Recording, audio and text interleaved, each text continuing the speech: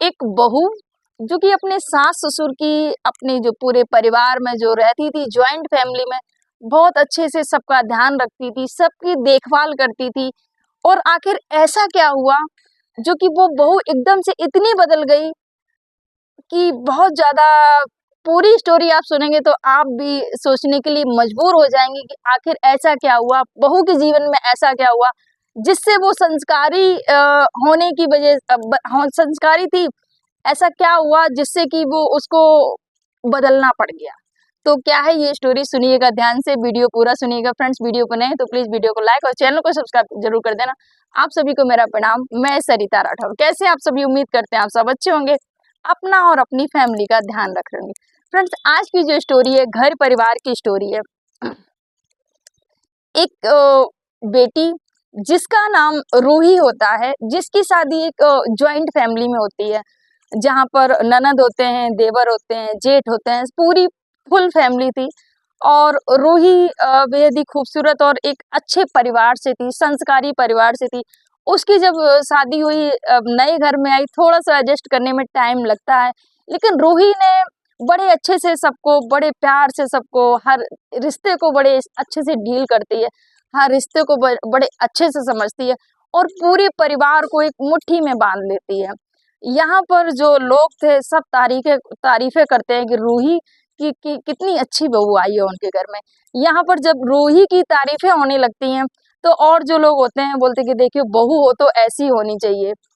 उसके बाद में कुछ समय बाद, क्योंकि देवर भी था यहाँ पर, जेठ भी थे, यहाँ ननद भी थी, तो जो ननद थी वो शादी के लायक थी।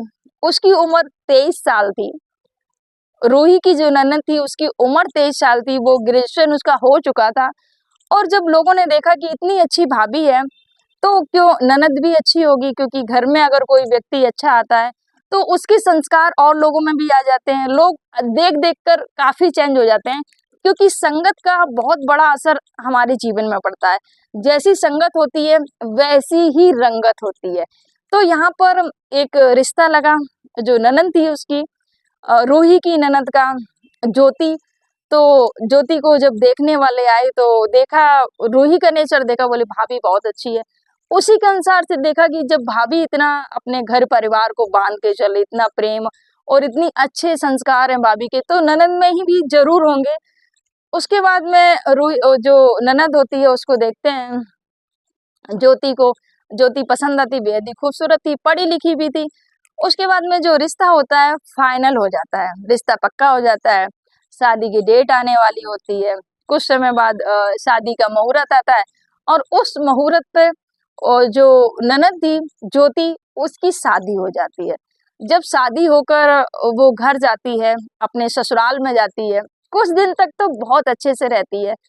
उसके बाद में उसके अपने जो स्वभाव होता है काफी बदलने लगता है। जो परिवारजन होते हैं उनसे लड़ाई झगड़ा, सास से लड़ाई झगड़ा, ये सब शुरू हो जाता है ज्योति का।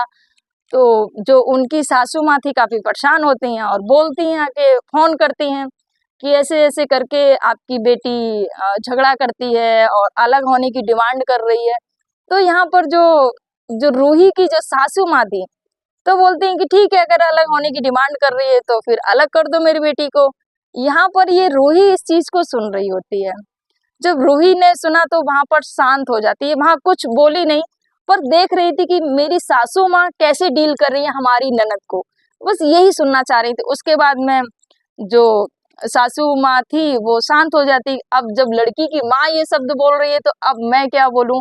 एक होता है ना कि अगर सामने से कॉल आता है तो माता पिता समझाने की कोशिश करते हैं बेटी को कि बेटा ऐसा नहीं करते हैं, अपनी भाभी को देखो, बहुत सारी चीजें होती है घर परिवार में। लेकिन यहाँ पर जो माँ ने बोल दिया ठीक है अलग कर दो उसको, तो जो ज्योति की सास थी वो शांत हो जाती है, कुछ नहीं। फिर जो रूही थी उसके दिमाग में बहुत सारी बातें चलती हैं। उसने सोचा, ननद को कॉल किया है कि ऐसे कैसे कर रही हो बेटा, और ऐसा नहीं होता है। लेकिन ननद भाभी को भी जवाब दे देती कि भाभी आप अपना देखो, अपना घर देखो, यहाँ पर दखल अंदाजी मत करो। जब रूही को ये जो ज्योति थी इतना जवाब दे देती है कि मेरे घर में दखल अंदाजी मत करो, मैं जैसे चलाना चाहूंगी मैं वैसे चलाऊंगी, तो ये बात रूही को दिल पर लग जाती है। और रूही ने सबक सिखाने का सोच लेती कि अब इनको मैं सबक सिखा के रहूंगी, बहुत हो गया, मैंने जितना भी किया और मेरी ही वजह से इनकी जो सासू माँ है उन्होंने मुझसे बात की थी और रिश्ता पक्का हुआ, और आज अगर ये ऐसा करें अपने ससुराल वालों के प्रति तो ये मुझे बिल्कुल बर्दाश्त नहीं होगा। उसके बाद में रूही ने बात की, अपने पति से बात की कि ऐसे ऐसे करके ससुराल से फोन आया था ज्योति के, और मम्मी जी ने ऐसे बात कर दी है। और मैंने जब ज्योति से बात की तो ज्योति ने मुझे पलट कर जवाब दे दिया है कि भाभी आप अपना घर देखो, मेरे घर में दखल अंदाजी मत करो। यहाँ पर जो जब रूही ने अपने पति को बात बताई, बोले कि मैं आपका फुल सपोर्ट करूंगा, आपने जितने भी आज तक कोई आपकी शिकायत का आपने मौका नहीं दिया है और मैं आपका फुल सपोर्ट करूंगा। इसके बाद में जो रूही होती है वो चाल चलती है, बोले कि मम्मी जी ऐसा करिए ना, अब मुझे अलग रहना है, मुझे आपके साथ में नहीं रहना है और इनके भी जो जेठ हैं उनके भी साथ नहीं रहना है, मुझे अब अलग खाना बनाना है। तो यहाँ पर सासू माँ चौंक जाती हैं कि इतने साल से तो ये बहू एकदम एकदम अच्छे से चल रही थी और आज तक कोई शिकायत का मौका नहीं, कभी किसी ने भी नहीं बोला कि हमेशा इसकी तारीफें हुई हैं, जितने भी लोग घर पर आते हैं और इतना आदर सत्कार, और मेरी भी हमेशा सेवा और हर समय पूरा काम करना, इतनी देख रेख करना, हर किसी से प्रेम से बात करना। अचानक से मेरी जो बहू है रूही, उसको ऐसे बदलाव, इतनी चेंजिंग कैसे आ गई है। अब सास को समझ में नहीं आ रहा था कि सास ने आखिर जो बेटी की सास है उससे क्या बोला है, वो उस बात से अनजान थी। यहाँ जब रूही ने की जो ननंद है ज्योति, उसने जो जवाब दे दिया था, ये उसने बात अपनी भाभी को, माँ को नहीं बताई ज्योति ने, कि भाभी का कॉल आया था और मैंने भाभी को ऐसा जवाब दे दिया। तो यहाँ पर जो चीजें थी अब रूही को हैंडल करनी थी कि कैसे अपनी जो ननद है उसको सबक सिखाया जाए। उसके बाद में जो यहाँ पर रूही के पति ने उनका साथ दिया। रूही ने बोला कि मुझे अलग रहना है, मुझे आपके साथ नहीं रहना है। उसके बाद में सास भी परेशान, ऐसा क्या हो गया। रूही ने बोला नहीं ठीक है, अब जो भी है, बहुत दिन हो गए साथ रहते रहते, अब अलग रहना है। उसके बाद में रूही अलग रहने का पूरा प्लान बनाती है और अलग खाना बनाने भी लगती है। यहाँ पर जो ज्योति होती है अपनी माँ को कॉल करती है और माँ कैसी हो कैसी नहीं हो। तो जो ज्योति की जो माँ होती है, जो रूही की सास होती है, वो अपनी बेटी से बोलती है, अरे बेटी क्या बताऊं, पता नहीं क्या हो गया है तुम्हारी भाभी को, अब तो अलग भोजन बनाने लगी है, पूरा घर का काम तो अब मुझे ही करना पड़ता है, उससे भी अलग हो गई है, अब मुझे भी भोजन नहीं मिलता है टाइम से, अब मैं बहुत परेशान हूँ, क्या करूँ। अब बुढ़ापे में बच्चों का सहारा होता है कि बहू आएगी काम करेगी, और अब देखो तुम्हारी भाभी ऐसा कर रही है, ऐसे गुल खिला रही है तुम्हारी भाभी। उसके बाद में जब ज्योति को ये बात पता चली तो ज्योति के तो आग लग जाती है कि ऐसे कैसे भाभी कर सकती हैं, माँ की उम्र हो रही है और माँ को सेवा की जरूरत है और भाभी अलग रोटी बना रही हैं। ये बात उसको हजम नहीं होती है कि मेरी भाभी ऐसा कैसे कर सकती हैं। उसके बाद में जो ज्योति होती है अपनी भाभी को कॉल लगाती है कि भाभी आप माँ को आप भोजन बना के नहीं दे रही हो, माँ का ध्यान नहीं रख रही हो, माँ से अलग हो गई, ऐसे कैसे आप कर सकते हो, आपने अभी तक तो आपने ऐसा कभी नहीं किया। तो रूही अपनी ननद को जवाब देती है कि रूही ज्योति मैंने आपको क्या बोला था, आपने मुझे क्या जवाब दिया था कि आप भाभी आप अपना घर संभालिए, मेरे घर में आप दखल अंदाजी मत करिए। तो बेटा मैं आपको बता दूं ज्योति कि आपकी भी शादी हो गई है और अब आपको भी मुझे लगता है यहाँ पर दखल अंदाजी नहीं करनी चाहिए, और अगर आपको सच में आप अपना घर मानती हो इसको, तो अपने घर की इज्जत भी आपको रखनी चाहिए, जो कि आप ससुराल में इस घर की इज्जत को बर्बाद कर रही हो। जब ये बात रूही ने ज्योति को बोला तो वो सुनकर सन्न रह जाती है कि मैंने अपनी भाभी को ये बात बोली थी और पलटकर मेरी भाभी ने आज मुझे एग्जाम्पल दिखा दिया है। तो रूही यहाँ पर अपनी भाभी से सॉरी बोलती है, माफी मांगती है कि भाभी मुझसे गलती हो गई है और मैं अब अपने सास ससुर से अलग नहीं रहूंगी, अपने घर की अपने घर की लाज रखूंगी। भाभी आज से मैं जो भोजन है अपनी सास ससुर का पूरा ध्यान रखूंगी। आज के बाद आपको कभी भी शिकायत का मौका नहीं मिलेगा। और उसकी आंखें भर जाती है, बस इतना बोलती है कि आप मुझे मेरी माँ कभी इस हालत में कॉल नहीं करनी चाहिए कि माँ कि मैं बेटी आज बहुत दुखी हूँ। जब वो ज्योति ने ये बात बोली कि जब मेरी माँ ने मुझे कॉल किया कि बेटा मुझे अलग भोजन बनाना पड़ता है अपने लिए, तो मैं बहुत ज़्यादा दुखी हो गई थी। मेरी आँखों में आँसू आ गए थे कि मेरी माँ आज दुखी है। तो भाभी मेरी माँ की आँखों में कभी आँसू नहीं आने देना, ये मुझे वादा करो। मैं आप जो बोलोगे मैं वैसा ही करूँगी। तो यहाँ पर भाभी बोली कि बेटा जैसे आप मेरी ननद हो, आपकी भी कोई ननद होगी। अगर हर व्यक्ति ऐसा ही करने लगेगा तो जो बुजुर्ग माता-पिता हैं, उनकी देखरेख कौन करेगा? उनकी सेवा कौन करेगा? बुजुर्ग माता-पिता को अपने बच्चों की जो बहू है, आदमी जब बूढ़ा होता है उसको ज़रूरत पड़ती है। एक जो बहू है या बेटा है उनकी देखरेख करें। वो ही अगर बुढ़ापे में अलग हो जाएँगे तो उनकी देखरेख कौन करेगा? और हम बच्चे किस बात के जो अपने बूढ़े माता-पिता का साथ ना दें, उनको टाइम से भोजन ना दें, उनकी देखरेख ना करें।